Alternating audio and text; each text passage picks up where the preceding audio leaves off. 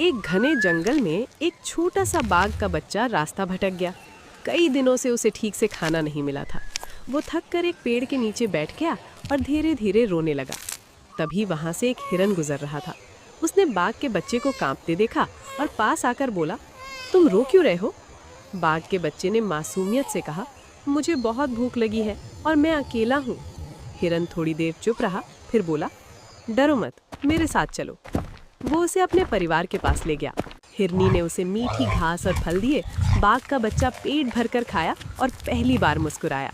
उसी समय एक बंदर वहां आया और बोला, ये तो बाघ है, बड़ा होकर हमें खा जाएगा। बाघ के बच्चे ने झुककर कहा, मैं किसी को नुकसान नहीं पहुंचाऊंगा, मैं सिर्फ दोस्त चाहता हूँ। हिरन बोला, जब दिल साफ हो तो डर की जरूरत नहीं। दिन बीतते गए। बाघ का बच्चा हिरनों और खरगोशों के साथ खेलने लगा।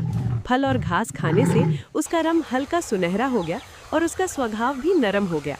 उधर जंगल में बाघ लगातार अपने बच्चे को ढूंढ रहा था। जहां भी जाता जानवर डरकर भाग जाते थे। उसे समझ नहीं आ रहा था कि उसका बच्चा कहाँ है। कुछ साल बाद बाघ का बच्चा जवान हो गया। एक दिन उसने कहा, अब मुझे अपने पिता से मिलना चाहिए। हिरन उदास हो गया और बोला, तुम्हारी बहुत याद आएगी।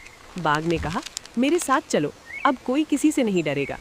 जब वे खुले मैदान में पहुंचे तभी बड़ा बाघ सामने आया। उसने दहाड़ कर पूछा, तुम कौन हो? बाघ के बेटे ने शांति से कहा, पिताजी, मैं आपका वही बेटा हूँ जिसे सब डरावना समझते थे, लेकिन आज देखिए मेरे साथ दोस्त है। ये सुनकर बाघ की आंखें भर आईं।